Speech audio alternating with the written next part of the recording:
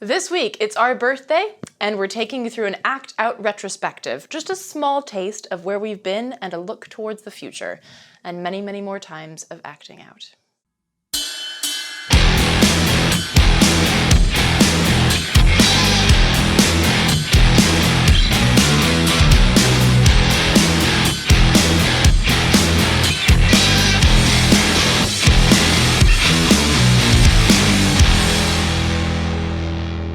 Welcome to Act Out. I'm Eleanor Goldfield, and this is your tipping point. And this is our 1-year anniversary. Cheers to that. First of all, I would like to thank everyone who watches, shares, comments, and spreads this work. It is because of you that I'm not just sitting here talking to myself and drinking alone. And it is also because of you that activism is spreading. Every tweet, post, phone call, email, extra sign holder, extra marcher matters. Your stand is a step, and that is not motivational fluff. That is fucking historically supported fact. I would also like to extend a serious thank you to all of the people that we've had on the show and in the show. Your work is the inspiration that moves me to not only make Act Out, but to get out there on the streets, raise my fist, my voice, and indeed some hell in the name of freedom and justice. So without further ado, I give you some tidbits from our first year of acting out. That's what our job is as artists and activists, I think, is to really be anti-propagandists.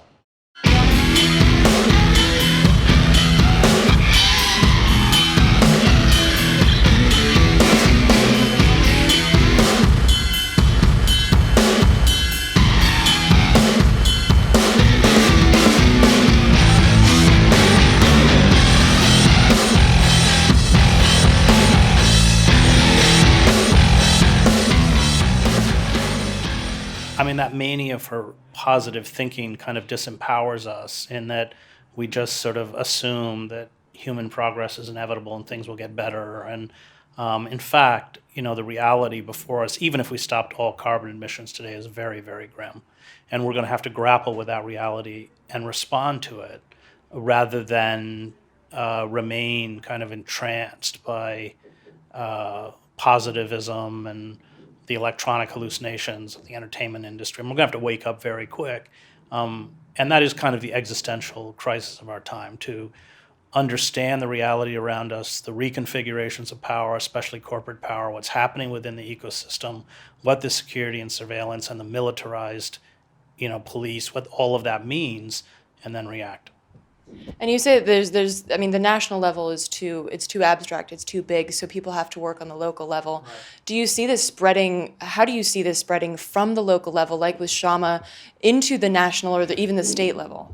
Well, it is spreading, and that's why they want to crush it, because they don't want it to spread. I mean, you saw $15 an hour minimum wage passed in Seattle, now it's passed in LA. Well, that's not something they wanted to continue. I think that we should build a national party like Syriza, but with the understanding that it's not so much to win. The elections are not the end result, but it's a political expression of movements like Black Lives Matter, like the campaign to raise for 15, like the debt jubilee, like the anti-fracking industry. It gives a political face to those radical grassroots groups. I think we need that. And I think we need it on a national level with the understanding that, those political entities are designed to actually feed and sustain and give expression to those movements, that the election day is just a kind of a milestone to something bigger. And speaking in terms of the concept of revolution, is there a worry in your mind that pushing the U.S. to this point of revolution where it gets so bad that people actually do revolt, is there that threat of a power vacuum that, based on our sizable military, the military will just move in and fill that? Speak to that concept. Well, I mean, there's a chapter in my new book, Wages of Rebellion, called Vigilante Violence. And, right-wing, white, male vigilante violence has unfortunately been a very important part of our history, going all the way back to the slave patrols, but the Pinkertons, the gun thugs, the Baldwin Felts, And, you see it in the Tea Party and the militia and the Christian right. And those of us who care about a populist, egalitarian, movement have been severely weakened in the name of anti-communism. So there definitely will be blowback. There's no question. But it may be right wing. It may be a right wing backlash, and especially given the level of violence that is within the DNA of American society. I mean, we can't discount that. And how do you feel that us on the left should respond to that? By building movements as fast as we can. I think it is that social movement, it's that movement out in the street, which is the only thing that can save us. Howard Zinn had this saying, which was, it's not who's in the White House, it's who's sitting in.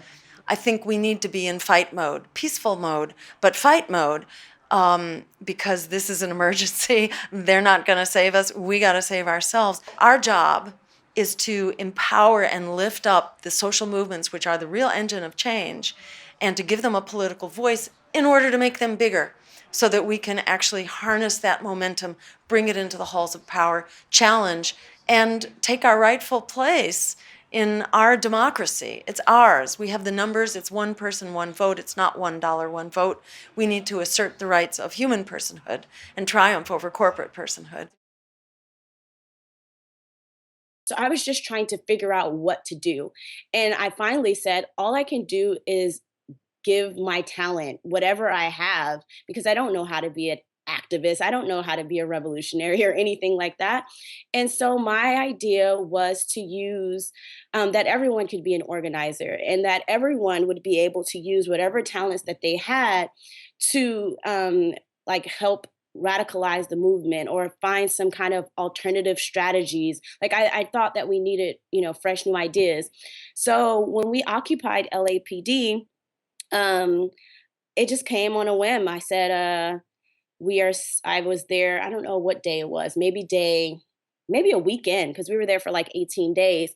And I said, I don't want to just sit here and, we're occupying, that's great, but I also want to do self-care for ourselves. I want to do something fun. I want to, they don't expect us to be living. So I want to live in this space. So I called one of for my research, I worked on inner city youth as like social movement. In particular, Jerkin was, I worked with the Rangers for my undergraduate senior honors thesis. So I called Day from the Rangers. He came with me and we taught some street dance activism. And I knew in that moment that the entire space was liberated. A Black body living is political. At this current moment. So I would caution, folks to say, oh, they're rapping about, I actually don't know what they're rapping about these days. Oh, well, the whip and the nay-nay, it's just a dance. Let me whip, let me nay-nay, and it was just really interesting to me that the nay-nay, you can put your hands up in the hands up thing. So that's why I chose, movements that looked, this is not a part of the whip or the nay-nay, but I put the fist up so that I could trigger these like movements that people would see. And it's like, okay, so they think that I'm doing the nay-nay, right? But it's really hands up that's going on. There's Black power that's in there. And then you're whipping, So those type of things, I guess I'm kind of trying to bridge that gap. And I think the way that we can bridge the gap is by valuing what the kids like now. Technology isn't just the materials and the tools, it's actually the way we think, it's actually methods and processes. Science is a technology, it's used to derive information and apply it. Technology is just our ability to create and think and elevate to new levels. It doesn't have to be physical. And we clearly don't know how to use our brains properly, or at least the social system doesn't facilitate us to use our brains properly because it's based on these old traditions and obviously elite power preservation. Why did you choose to use film as your medium? Well, as a social critic, which I think would be the best categorization of me, because it's even though the economic stuff's important, but I think it's a whole manifestation of things that are worth criticizing and thinking more deeply about. We take so much for granted in the way we're indoctrinated into culture. Film sneaks behind you a little bit, and as with most art, you can tell someone something all day. It's the aesthetic, I think, that gets people to snap out of the delirium and the patterns that have been keeping their mind in the same kind of syntax of thought. So to answer your question, I think the arts are able to overcome the ego problems associated with all those things that you identify with, and somehow you get people to listen to a piece of music or to watch a film. It doesn't threaten them as much, and then they slowly kind of will morph to those values a little bit easier. I will not stop. I will not back down. So let's just keep fighting and standing up for the truth because we know it's the truth.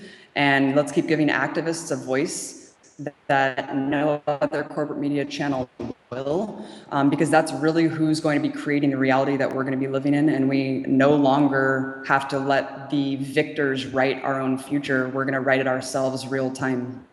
What do you say to someone who just looks at what's happening and it is almost like a collage? You know, there's just so much happening. Like, what the fuck? Where do I step in? How the fuck do I step in? I don't know. Like, I'm not an artist. I'm not a journalist. Like, how do you get people that are on the fence or even potentially on the other side of the fence to come over and fight against the corporatocracy and fight for their own futures? Yeah, and this is the biggest question of all, right? People are like, what do I do? I'm totally helpless. Like, most of the people will agree with you and they just don't know where they fit in. And that's part of the suppression of the system, to make us feel like we have no agency, that we have no power, not only with political activism, which is totally not true. Every single thing that's ever been won for the people has gone through great sacrifice and great mass movements of people organizing behind the scenes. You know, Rosa Parks, it didn't start with her. It was years of organizing and doing all these things to get to that moment. And when it comes to art and music, it's really honing in on whatever your passion is. And I've heard you say this too, and I love that you say this, because you clearly have found that passion, Eleanor, and I encourage everyone to just rid themselves of these kind of barriers that they think that they're not good enough, or that they don't have any talent, or that they're not artistic. Pick up a piece of charcoal, pick up a colored pencil, pick up a guitar. Just try to see what it is, because I promise you that it's there within your soul. And it's just a matter of exploration and just giving yourself the time and space to really honing in on whatever that is in your soul that's telling you that you can contribute something beautiful to the world. And once you find what that is, then just do it.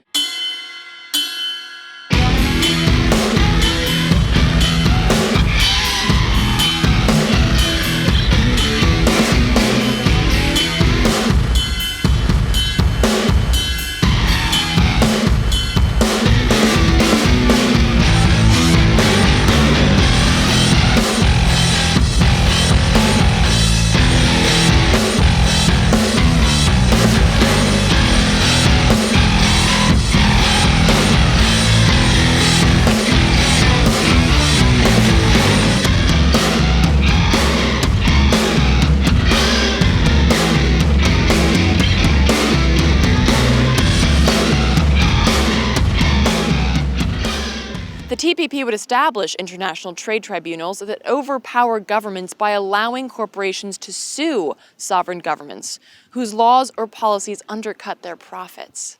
So, let's take, for example, the ban on fracking in New York. A fracking corporation could then complain to an international trade tribunal that that ban is undercutting their profits. That court, stacked with corporate lawyers, would then overturn the ban, and no city, state, or even federal court can fight it. No appeals, and certainly no planet over profit. That brings me to the next point, the environment. Currently, countless organizations are pushing for stricter regulations against spilling, drilling, fracking, hacking, and polluting companies.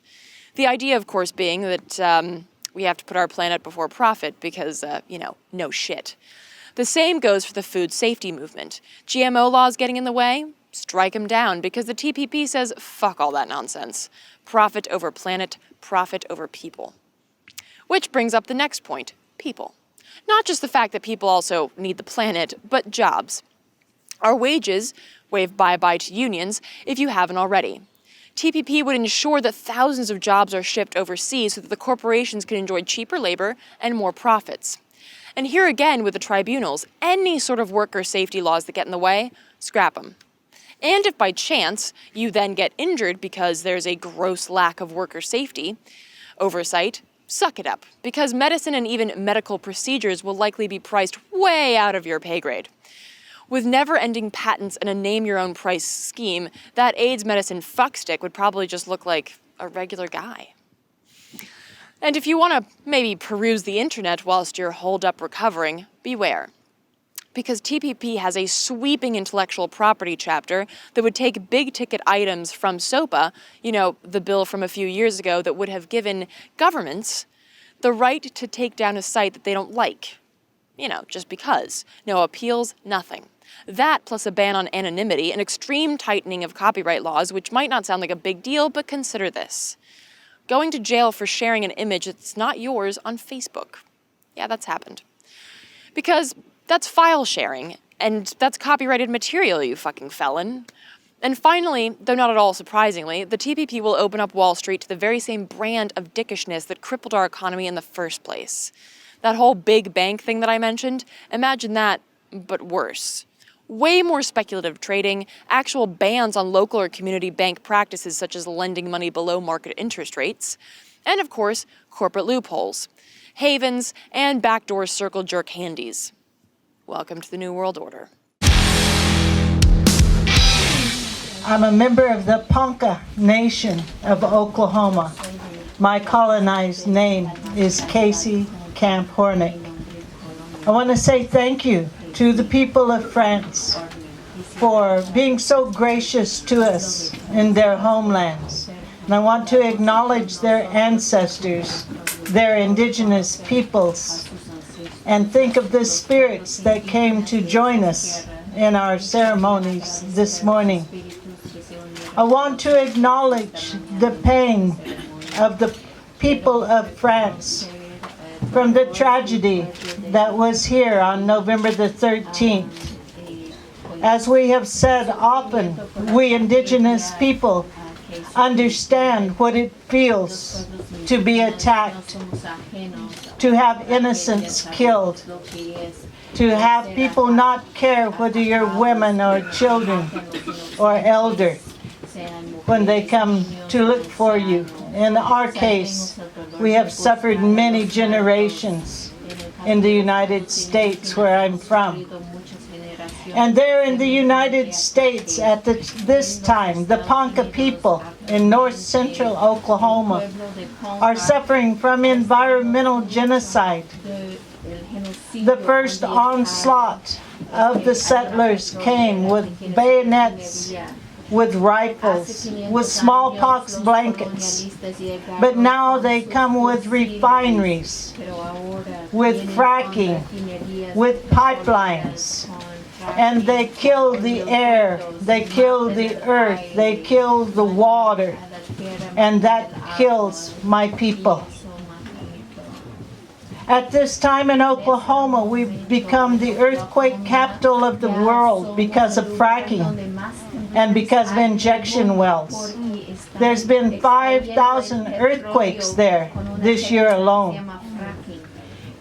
As a great-grandmother, a mother, a daughter, a companion, a granddaughter, I've come to join hands, join hearts, join spirits with my relatives from the south, from the north, from the east, and from the west, and asking that all people pay attention to their future generations the same as we have been taught. The 7 generations to come deserve the best in the water, so that the water herself is prayed for every day, all the time by our people, so that the air, so that the earth, so that those things that sustain us are not commodified. We do not buy and sell the air. We do not buy and sell the water. We do not buy and sell the earth. We do not buy and sell the fire. Those are what the true powers of the earth are. They are not those sitting in the United Nations who are denying the rights of indigenous people. Those are simply human beings that are misunderstanding what the Creator has allowed them to be. So we're not asking them to change their ways. They're pitiful. We of the indigenous nations were told in prophecy that this would be the time that we would stand up and teach the world how to live in harmony. Because if the rights of an indigenous people are upheld, you're our neighbors. Your children will be protected as well. And we care for all living beings. Those without a voice to speak are speaking through my relatives here, through the sacred ways that each of us holds dear. The Creator put us here for a reason. We listen, and we're telling you the truth. You low-life scum. So, vaginas. We've talked about them before, and I even mentioned them slightly in this week's spoken word. They're great. I'm a big fan. Here's the thing, though. They don't know much about politics. My vagina is blissfully ignorant regarding issues of income inequality, environmental justice, GMOs, student debt, the military-industrial complex. She might have an inkling about healthcare, but that's only because we have long talks about it in the doctor's office. But her job is not to be political. Her job is to be my vagina. My brain's job, however, is to be political, to be politically and socially aware. Now, as opposed to vaginas, brains are something that men have as well, wired differently, perhaps, but no less capable of being socially or politically aware. And when you go to the polls, you should not only vote for a brain, you should use your brain to vote for that other brain. What am I talking about? Well, as was the case when Hillary ran against Obama way back in 2008, many women are standing up now and saying that it's the duty of all women to vote for a woman because we need a woman in the White House. Now, let's break that down for a second. Yes, I would love to have a woman in the White House who isn't just sitting next to the president and shaking the hands of diplomats. But does that mean we'll accept any woman? No. The quality of woman matters here because the quality of president matters. Now again, I am not going to stand here, or sit here, and say vote for Bernie. I'm not going to stand here and compare Hillary Clinton to Sarah Palin because, But I will stand here, and sit here, and say look at facts, not genitals. Look at who's bankrolling who. Look at track records. Look at details like how staffers and interns are treated. Look at the people running the campaign and the outside friendships. Business relationships and ties. Look at how the candidates back up what they say, because both you and I know that what is said on the campaign trail means about as much as the I love you that you drunkenly spewed to the bartender when he gave you an on-the-house shot. Don't fall for empty campaign promises, and do not fall for the ironically anti-feminist move of suggesting that because someone has a vagina, they need to think with it. I mean, did all black people vote for Obama? Were they supposed to? Were they obligated to vote for him because of the color of their skin and his skin? And if you answered no to any of these questions, then logic would follow that you would answer no to the question of voting for a woman because of her genitalia. So, do not listen to the ass buckets who would try to guilt you into voting with your vagina or voting for a vagina because you're a feminist man. All this means is that they lack the intellectual capacity to vote with anything but their own genitalia. And that's not who you want to be taking advice from. In terms of who you should be taking advice from, might I suggest that we all... Yes, Google that shit, my friends, because believe it or not, there are a lot of facts and intelligent posts and articles written by intelligent people who know their shit out there on the interwebs. So here are a few examples of things that you can Google with each candidate's name.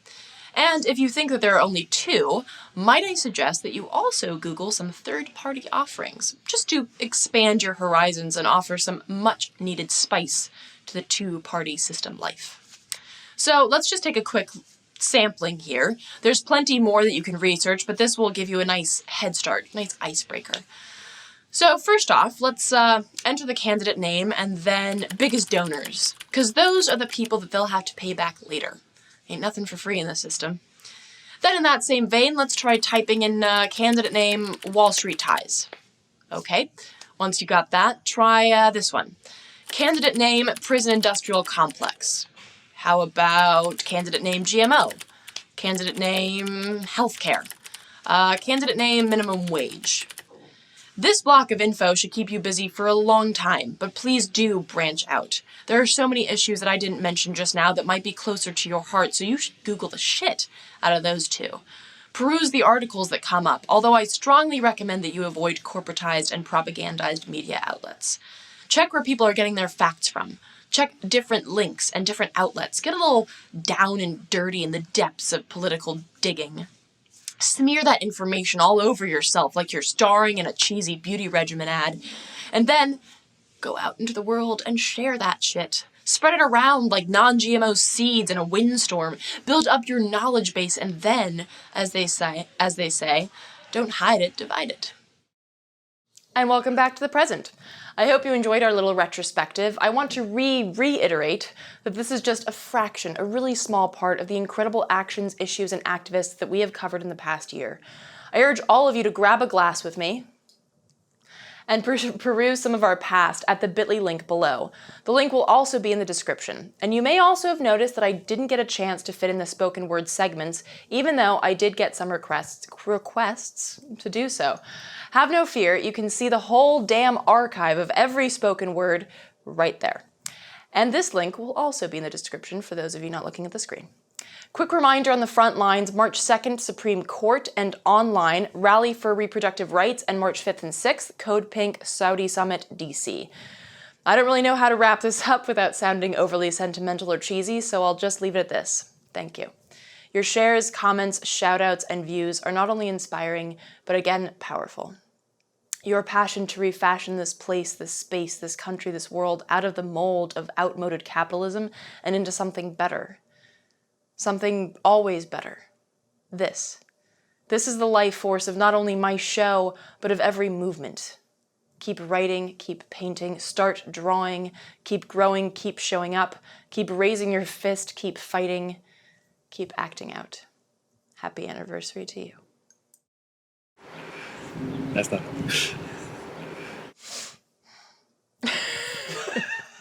Damn it.